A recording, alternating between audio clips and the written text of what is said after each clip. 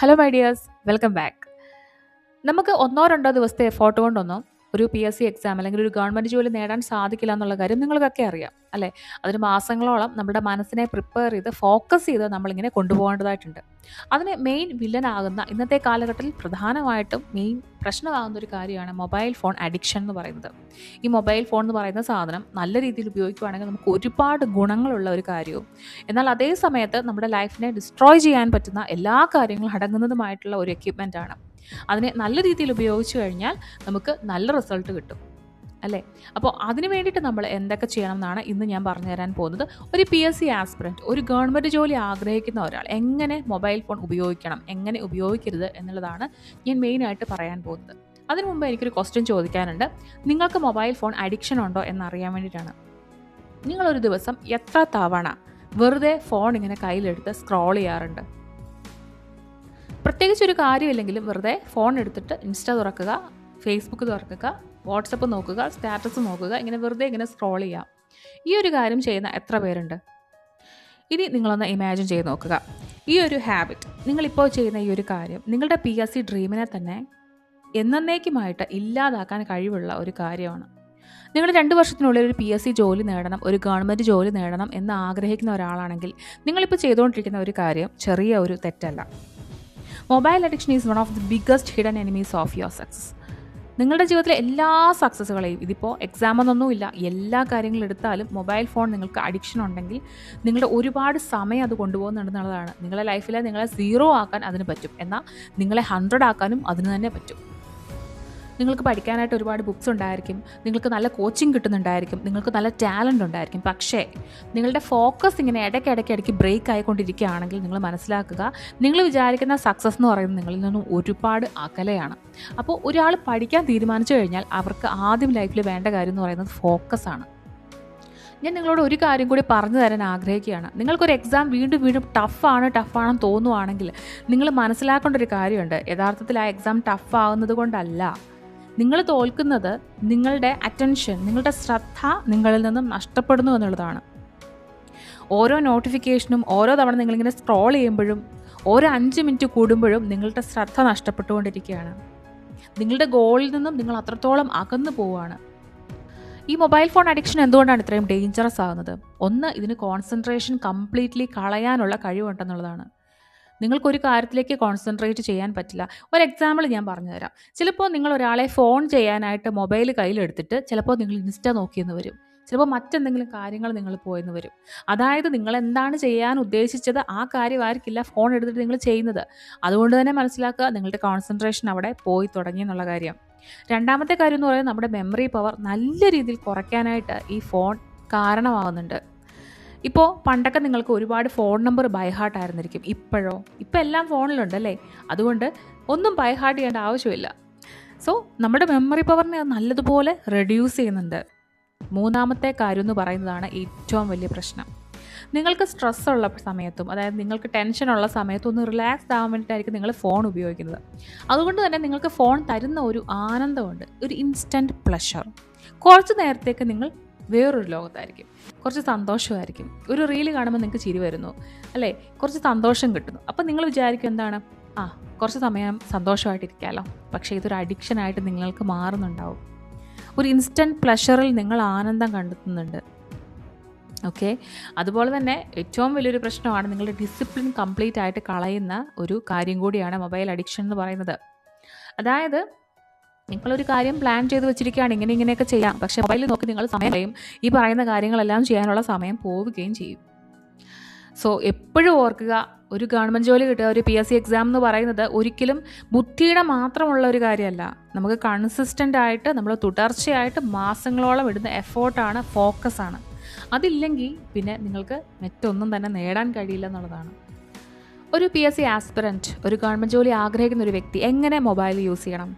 ഒന്നാമത്തെ കാര്യം എന്ന് പറയുന്നത്, നിങ്ങളിപ്പോൾ ഒരു സ്റ്റഡി മോഡിലാണ് എന്നുള്ള കാര്യം നിങ്ങളെ തന്നെ വിശ്വസിപ്പിക്കുക എന്നുള്ളതാണ് കേട്ടോ. നിങ്ങൾ ഉടനെ തന്നെ ഒരു കാര്യം മനസ്സിൽ തീരുമാനിക്കുന്നു, ഞാനിനി ഫോൺ അധികം ഉപയോഗിക്കുന്നില്ല, ഞാനത് കുറയ്ക്കാൻ പോവുകയാണ്. തെറ്റാണ്, നിങ്ങളെക്കൊണ്ട് സാധിക്കില്ല.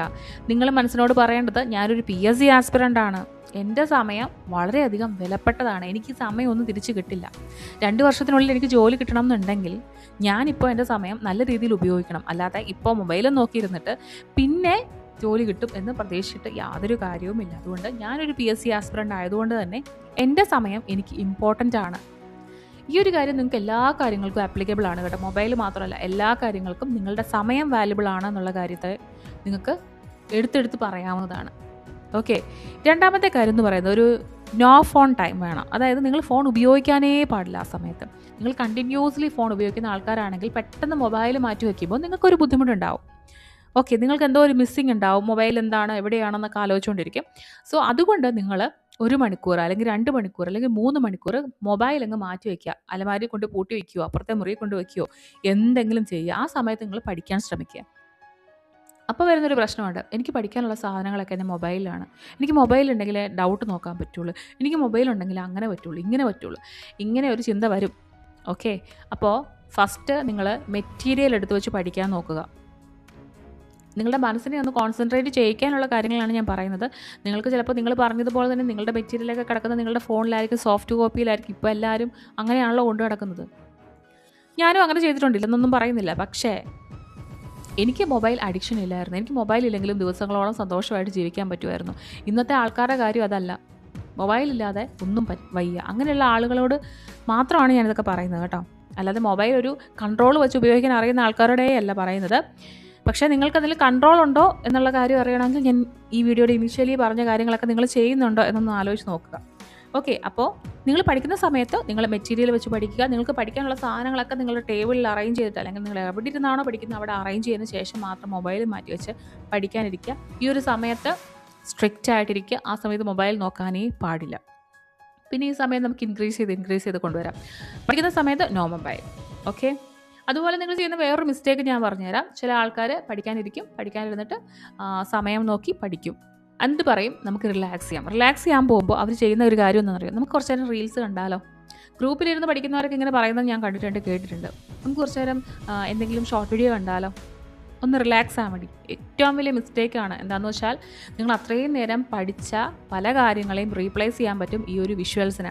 ഒരിക്കലും നിങ്ങൾ പഠിക്കുന്നതിൻ്റെ ഇടയിൽ ഒരു പാട്ട് കേൾക്കുക എന്ന് പറയുന്നത് റിലാക്സിങ് ആക്കുന്ന കാര്യമാണ്. പക്ഷേ അത് കാണാൻ വേണ്ടി പോകരുത്. കാരണം നമ്മൾ പഠിക്കുന്ന സമയത്ത് കുറേ വിഷ്വൽസ് കൂടി നമ്മളുടെ മൈൻഡിലേക്ക് കയറുന്നുണ്ട്. ആ വിഷ്വൽസിനെ കുറച്ച് കളർഫുൾ ആയിട്ടുള്ള വിഷ്വൽസ് വന്ന് റീപ്ലേസ് ചെയ്യുകയാണ് നിങ്ങൾ വീഡിയോസ് കാണുന്ന സമയത്ത്. സോ അതൊരു മിസ്റ്റേക്കാണ്, അത് ഐഡൻറ്റിഫൈ ചെയ്യുക. ഇനി മൂന്നാമത്തെ കാര്യം എന്ന് പറയുന്നത്, നിങ്ങളെ കുറേ കാര്യങ്ങൾ ട്രിഗർ ചെയ്യുന്നുണ്ടാവും. ഓക്കെ. അതായത് നിങ്ങൾക്ക് കുറേ അനാവശ്യമായിട്ടുള്ള ആപ്പുകൾ നിങ്ങളുടെ ഫോണിൽ നിങ്ങൾ ഇൻസ്റ്റാൾ ചെയ്ത് വെച്ചിട്ടുണ്ടായിരിക്കും. കുറേ നോട്ടിഫിക്കേഷൻസ് ടേൺ ഓൺ ചെയ്ത് വെച്ചിട്ടുണ്ടായിരിക്കും. ഇതൊക്കെ ഓഫ് ചെയ്ത് വെക്കുക. അനാവശ്യമായിട്ടുള്ള ആപ്പുകളൊക്കെ ഡിലീറ്റ് ചെയ്ത് കളയുക. ഓക്കെ. അതുപോലെ ഫോണിനെ കുറച്ച് ലെസ് അട്രാക്റ്റീവ് ആക്കാൻ പറ്റും. അതായത് നിങ്ങൾ ചിലപ്പോൾ നിങ്ങളെ ഫോണൊക്കെ കണ്ടു കഴിഞ്ഞാൽ നല്ല അട്രാക്റ്റീവ് ആയിരിക്കും. അതായത് നല്ല സ്ക്രീൻ മോഡൊക്കെ നല്ല അടിപൊളിയായിരിക്കും. അതുപോലെ വാൾപേപ്പറൊക്കെ നല്ല സൂപ്പർ വാൾപേപ്പറൊക്കെ നിങ്ങളിട്ട് വെച്ചിട്ടുണ്ടായിരിക്കും. അതുപോലെ നിങ്ങളുടെ മൊബൈലിൻ്റെ കവറൊക്കെ നല്ല രസമായിരിക്കും കാണാൻ. സോ നിങ്ങൾക്ക് കാണുമ്പോൾ തന്നെ ഓടിച്ചൊന്ന് എടുക്കാൻ തോന്നും. സോ അതിനെ ഒന്ന് റെഡ്യൂസ് ചെയ്യുക. അതായത് ഒരു ഗ്രേ സ്കെയിൽ മോഡൊക്കെ ഒന്ന് ഓണാക്കിയിടുക ഫോണിൽ. വലിയ അട്രാക്റ്റീവായിട്ട് ഫോൺ ഇരിക്കരുത്. ഓക്കെ. അപ്പോൾ അതും നിങ്ങൾക്കൊന്ന് മൈൻഡ് കുറച്ചുകൂടി അതിൽ നിന്നും അകറ്റാൻ വേണ്ടി നിങ്ങളെ ഹെൽപ്പ് ചെയ്യുന്ന കാര്യമാണ്. അതുപോലെ നെക്സ്റ്റ് എന്ന് പറഞ്ഞാൽ മൊബൈൽ മാറ്റുന്ന സമയത്ത് നിങ്ങൾക്കൊരു എംപ്റ്റിനെസ് ഉണ്ടാവും. അതായത് ഞാൻ മൊബൈൽ മാറ്റി വയ്ക്കുന്ന കാര്യം പറഞ്ഞിരുന്നല്ലോ. സോ അപ്പോൾ നിങ്ങൾക്കൊരു എന്തോ ഒരു ഗ്യാപ്പ് ഫീൽ ചെയ്യുന്നുണ്ടാവും. സോ അതിനെ റീപ്ലേസ് ചെയ്യണം. അതായത് നിങ്ങൾ പ്രാക്ടീസ് ചെയ്യാൻ നോക്കണം. നിങ്ങൾക്ക് അതൊരു മിസ്സിങ് തോന്നുന്നുണ്ടെങ്കിൽ നിങ്ങൾ കണക്കുകൾ ചെയ്യാൻ ശ്രമിക്കുക. അതായത് മൈൻഡ് നല്ലതുപോലെ ഡൈവേർട്ട് ആകുന്ന കാര്യങ്ങൾ ചെയ്യാൻ ശ്രമിക്കുക. മോക്ക് ടെസ്റ്റുകൾ ചെയ്യുക. അതായത് നിങ്ങളുടെ ബ്രെയിനിന് റെസ്റ്റ് എടുക്കാൻ സമയം കൊടുക്കരുത്. ബ്രെയിനിന് റെസ്റ്റ് എടുത്താൽ അപ്പം ബ്രെയിൻ എന്ത് പറയും, അയ്യോ എൻ്റെ മൊബൈൽ ഇങ്ങോട്ട് കൊണ്ടുപോകാം. അപ്പോൾ അതിന് നിങ്ങൾ സമയം കൊടുക്കരുത്. റിവിഷൻ ചെയ്യുക, റിപ്പീറ്റ് ചെയ്യുന്ന കാര്യങ്ങൾ ഇങ്ങനെ ചെയ്തുകൊണ്ടിരിക്കുക. അതായത് നിങ്ങളുടെ ബ്രെയിൻ നല്ല ആക്റ്റീവാക്കി നിങ്ങൾ ആ ഒരു സമയത്ത് വെക്കണം. അതുപോലെ രാത്രി നിങ്ങൾ വളരെയധികം സൂക്ഷിക്കേണ്ട ഒരു കാര്യമുണ്ട്. ഒരു നൈറ്റ് ഡിസിപ്ലിനായിട്ട് ഇതിനെ കണ്ടാൽ മതി. നിങ്ങൾ ഉറങ്ങുന്നതിന് 1 മണിക്കൂർ മുമ്പ് ഫോൺ എടുത്ത് മാറ്റി വെച്ചേക്കണം. സൈലൻ്റ് ആക്കി വെക്കുകയോ ഓഫ് ചെയ്ത് വെക്കുകയോ എന്ത് വേണമെങ്കിലും ചെയ്തോ. പക്ഷേ നിങ്ങൾ ഉറങ്ങുന്നതിന് 1 മണിക്കൂർ മുമ്പ് മൊബൈൽ മാറ്റി വെച്ചിരിക്കണം. ഈ ഒരൊറ്റ കാര്യം നിങ്ങളുടെ ഡിസിപ്ലിൻ്റെ 50% അല്ലെങ്കിൽ നിങ്ങളുടെ ഫോക്കസിൻ്റെ 50% നിങ്ങൾക്ക് തിരിച്ചു തരും. ഓക്കെ. ഈ ഒരു കാര്യം ചെയ്യുമ്പോൾ നിങ്ങളുടെ 50% ഫോക്കസ് തിരിച്ചു വരും എന്ന് പറഞ്ഞാൽ നിങ്ങൾക്ക് ആ ഫോണിനോടുള്ള അത്രയും ആ ഒരു അറ്റാച്ച്മെൻറ്റ് കുറയാണ്. കാരണം നിങ്ങൾ ഉറങ്ങുമ്പോഴും എന്താ ചെയ്യുന്നത്, നിങ്ങൾ വളരെ ഇൻറ്റിമേറ്റ് ആയിട്ട് ഇങ്ങനെ ഫോൺ കണ്ണിനടുത്ത് പിടിച്ച് നിങ്ങളിങ്ങനെ കണ്ടുകൊണ്ടാണ്, എന്നിട്ട് ഫോൺ കയ്യിൽ നിന്ന് താഴെ പോകുമ്പോഴായിരിക്കും നിങ്ങൾ ഉറങ്ങിപ്പോവുക. അങ്ങനെ ചെയ്യാതിരിക്കുക. ഫോൺ മാറ്റി വെച്ച് ഉറങ്ങാം. ആദ്യം ഉണ്ടാവുന്ന ഡിസ്കംഫോർട്ട് എല്ലാവർക്കും ഉണ്ടാവുന്ന കാര്യങ്ങളായിരിക്കും. അത് മാറ്റി വെച്ചിട്ട് ഉറങ്ങുമ്പോൾ നിങ്ങൾ ഗ്രാജുവലി അതുമായിട്ട് യൂസ്ഡ് ആവും. സോ നിങ്ങൾ മനസ്സിലാക്കേണ്ട ഒരു കാര്യമുണ്ട്, ഈ നിങ്ങളുടെ കയ്യിലിരിക്കുന്ന ഈ ഫോണുണ്ടല്ലോ, അത് ഒരേ സമയത്ത് നിങ്ങൾക്ക് എൻ്റർടൈൻമെൻറ്റ് തരുകയും അതേ സമയത്ത് നിങ്ങളുടെ ഭാവിയെ തുലച്ച് കളയാൻ കപ്പാസിറ്റി ഉള്ളതുമായിട്ടുള്ള ഒരു സാധനമാണ്.